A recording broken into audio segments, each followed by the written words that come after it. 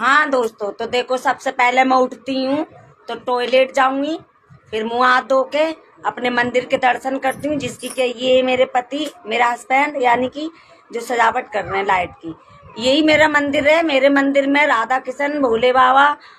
काली माता जी और शेरा वाली माता जी और खाटू श्याम बाबा, लड्डू गोपाल जी